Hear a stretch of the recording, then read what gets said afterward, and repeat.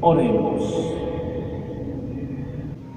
Dios nuestro, que quieres que todos los hombres se salven y lleguen al conocimiento de la verdad, mira la abundancia de tu mies y dígnate enviarle trabajadores para que tu evangelio sea anunciado a toda criatura y tu pueblo, congregado por la palabra de vida y sostenido con la fuerza de los sacramentos, avance por el camino de la salvación y de la caridad.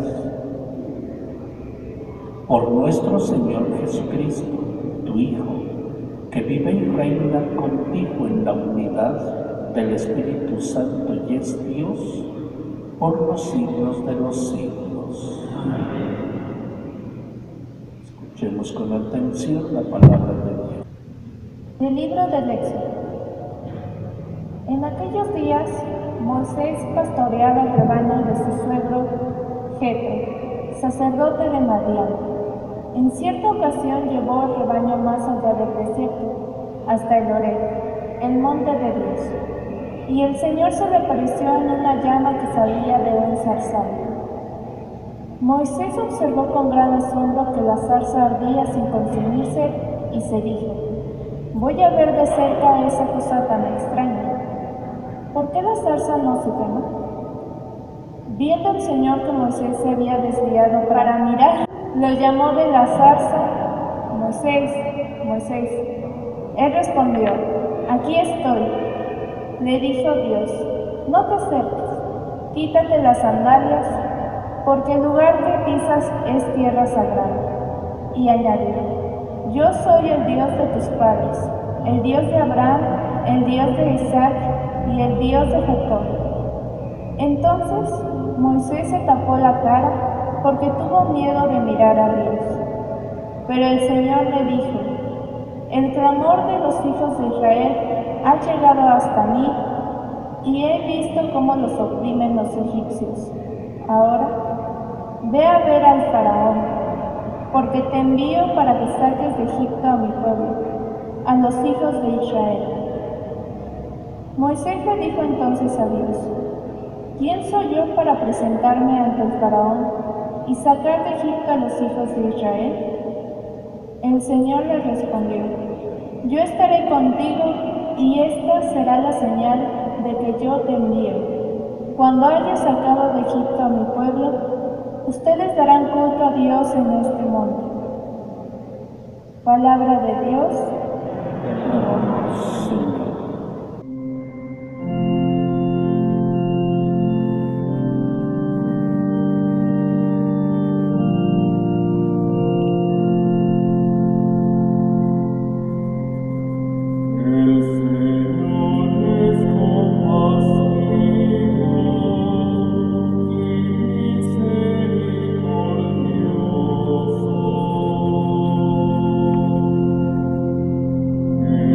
Señor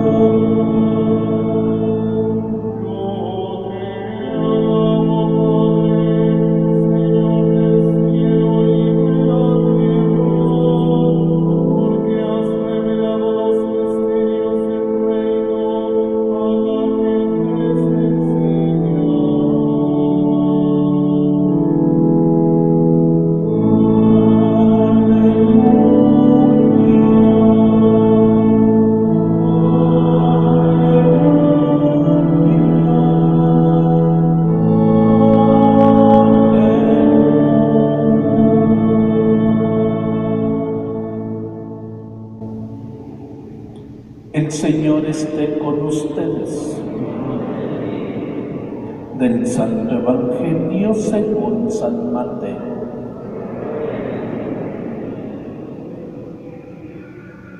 En aquel tiempo Jesús exclamó: Te doy gracias, Padre, Señor del cielo y de la tierra, porque has escondido estas cosas a los sabios y entendidos y las has revelado a la gente sencilla. Gracias, Padre, porque así te ha parecido bien.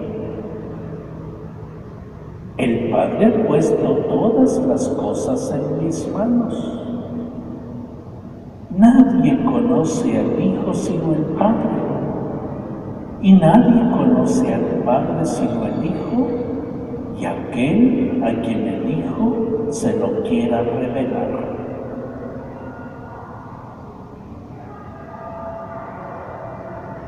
Palabra del Señor.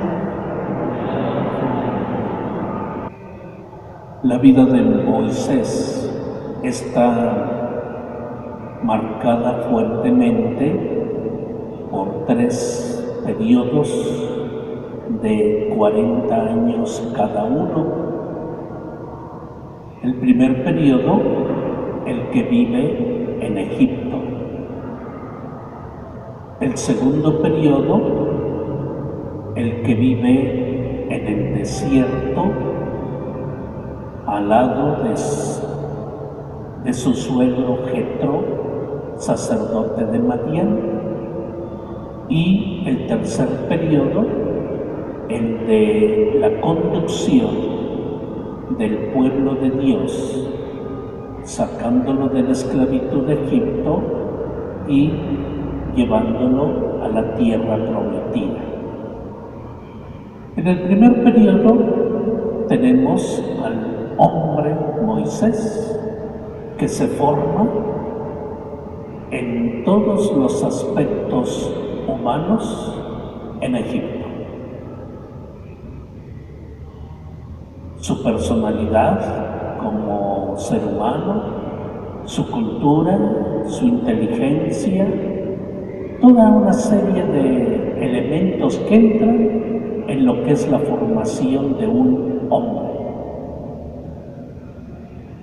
El segundo periodo diríamos que está caracterizado por la formación espiritual de él.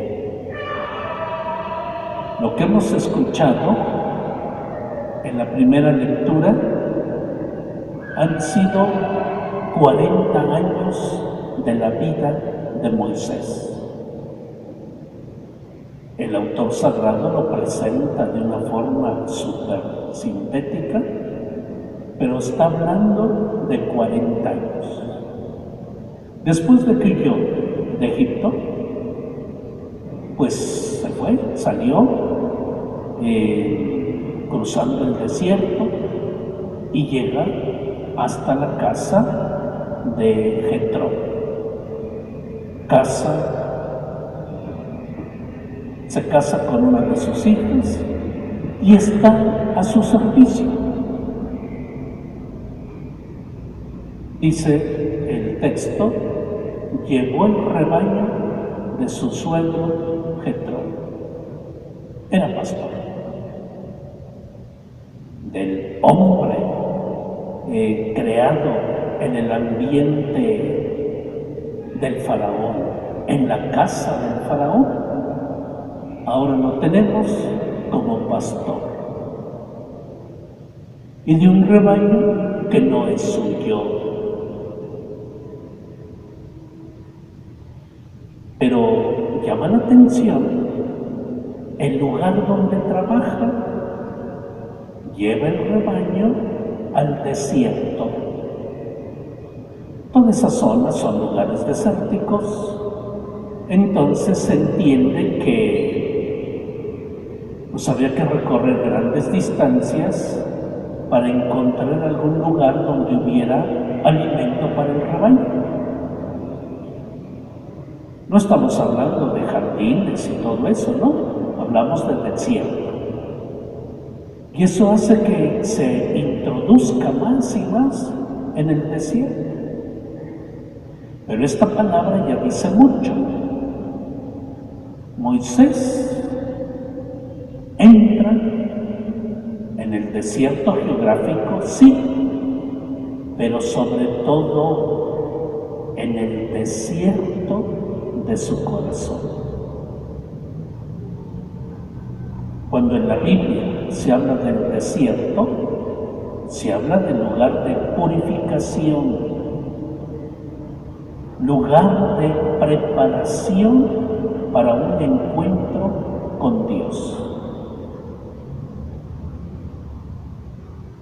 En otras palabras, Moisés es un hombre que ha encontrado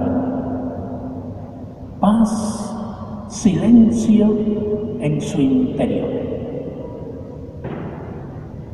Un silencio suficiente como para estar en condiciones de escuchar a Dios. No nos dice el texto si en Egipto practicó la religión propia de los egipcios. Tampoco nos dice el texto si con su suegro, que es sacerdote de Madián, practicó su religión. No lo dice, pero sí nos deja en la seguridad de que es un hombre que abrió el corazón lo suficiente como para estar en condiciones de escuchar a Dios. Siendo un hombre de poder, no llegó a fundar un reino, no llegó a mandar a un grupo de gente, se puso al servicio de, siendo alguien que ha sido educado en las ciencias políticas, militares, económicas, tenía los medios, por así decir, intelectuales, como para abrirse camino en el poder temporal, pero no lo hizo. Entró en la soledad de sí mismo como lugar de encuentro con el Señor. Eso es lo valioso de la soledad. Cuando decimos me siento solo, habría que ver si no es la llamada de Dios precisamente para poderlo escuchar a Él. Bueno, está en condiciones de escuchar a Dios. Y la curiosidad de ver la zarza en el monte Sinaí que arde sin consumirse y acudir a observar de cerca es el toque, diríamos, inmediato de atracción que Dios le presenta para que esté frente a Él. Al acercarse, oye la voz de Dios: Moisés, Moisés, aquí estoy. Quítate las sandalias, porque el lugar que pisas es tierra sagrada. Sí, las sandalias de los pies, pero sobre todo, Moisés, ante mí tienes que descubrirte, descansarte, ponerte al 100% en la verdad de tu ser.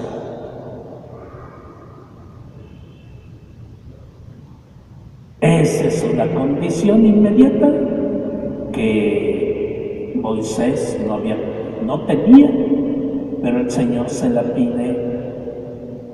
¿Qué significa esto? que quitar, para estar ante Dios, hay que quitar toda cortina de soberbia, de envidia, de presunción, de orgullo, de exaltación personal,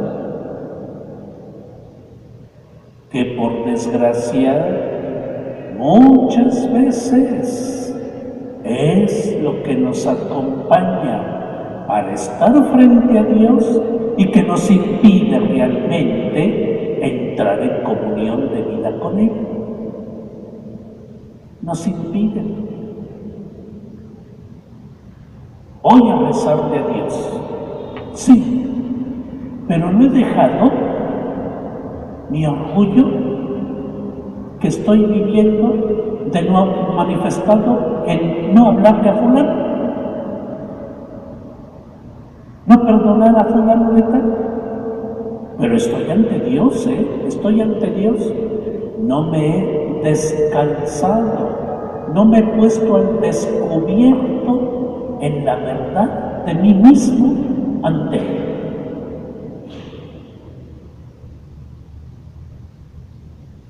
Espero no herir a nadie, pero lo que voy a decir es algo externo, pero que nos dice mucho. La presencia aquí en misa, y esto exceptuando a personas mayores con dificultad de hincarse, pero cuando llega la consagración, el mantenerse en pie. ¿Por qué? ¿Por el que dirán? Pues entonces es mi orgullo el que me impide estar humildemente ante Dios. ¿Yo rebajarme ante los demás? No. Ya puse mi barrera ante Dios. Repito, exceptuando personas mayores que tienen dificultad de arrodillarse. Pero a veces se ven jóvenes. Un momento tan importante y que no somos capaces de doblar la rodilla ante el Señor. Eso es delicado. Eso es decirle al Señor, aquí estoy con mis sandalias puestas. Aquí estoy con mi protección. Cuidado. Y vuelvo a decir, exceptuando personas mayores o personas que tienen dificultad de arrodillarse, pero eso dice mucho lo que traemos en el interior, que nos impide ponernos en toda la verdad de nuestro ser ante Dios. Bueno, Dios le pide a Moisés, descálzate, ponte al descubierto. He visto la aflicción de mi pueblo, cómo los oprime.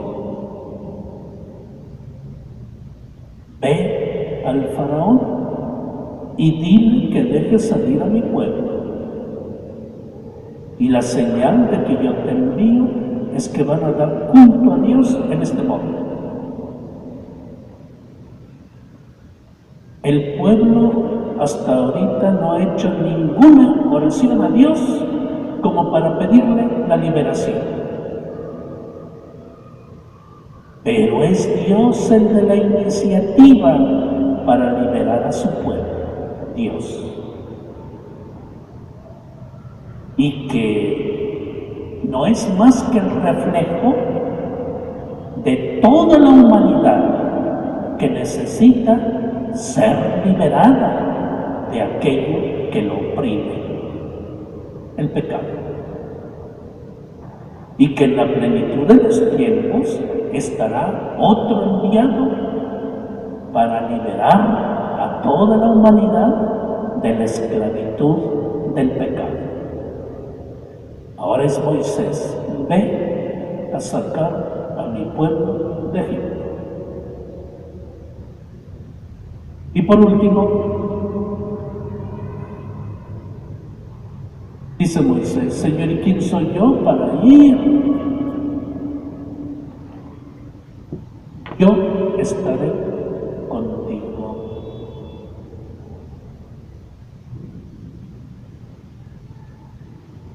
Tal vez alguno podría pensar, bueno, pues es que Moisés conocía Egipto, conocía sus costumbres, su manera de ser de los gobernantes, conocía la casa del faraón, en fin, todas las virtudes sabidas y por haber de Moisés. Dios no se remite a eso, ¿no? Dios confirma su envío diciendo, yo estaré contigo. ¿Qué cuenta ante Dios para una misión? La sabiduría del enviado, las virtudes del enviado, la buena fama del enviado, el buen comportamiento del enviado. Dios no se mueve por eso. Dios se mueve por su obra de salvación. ¿Ves tú? ¿Cuál es mi fuerza para poder realizar esto que me encomiendas? Yo estaré contigo. Y si esto no te basta, no hay más. No hay más. Pero un enviado que sabe que va con la presencia de Dios, lo tiene todo para realizar lo que Dios le pide.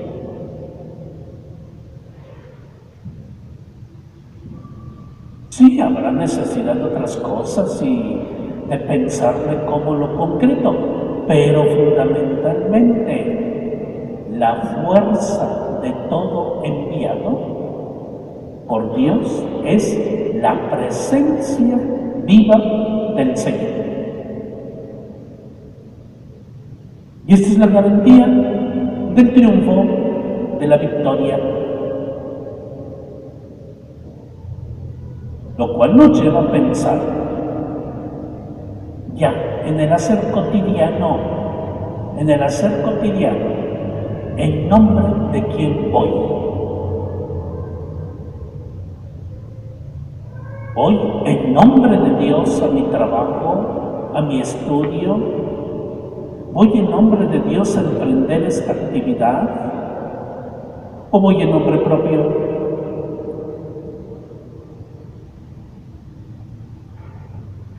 Muchas veces hasta nos angustiamos de que ¿me ayudará o no me ayudará Dios? ¿Me bendecirá o no me bendecirá? Pues en nombre de quién vas. Si vas en nombre propio, bueno, pues a ver cómo te va. Pero si vemos nuestra vida como la realización concreta de la misión que el Señor nos ha encomendado, entonces nuestra seguridad es la presencia viva de Dios. Y no tengo por qué dudar del triunfo, de la victoria al estilo de Dios. La garantía, pues es la misma resurrección de Cristo.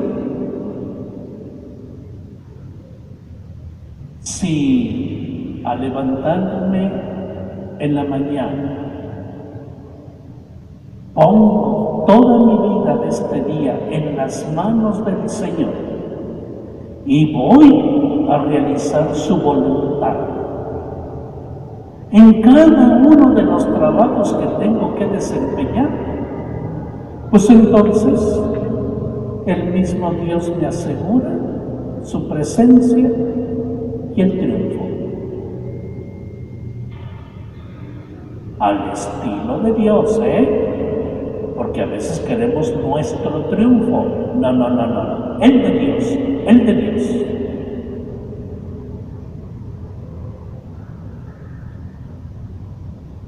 Nos dice el Evangelio que Jesús le dio gracias a su Padre porque reveló los misterios del reino a la gente sencilla. Pongámonos de parte de Dios. Veamos nuestra vida como una realización de la misión que el Señor nos encomienda en la vocación de cada uno, y entonces trabajaremos siempre en paz, sabiendo que el triunfo está asegurado. En la verdad de nosotros mismos, sin considerarnos grandes, importantes delante de Dios, sino con suma humildad, pidámosle al Señor que en nuestra vida siempre triunfe su plan de salvación.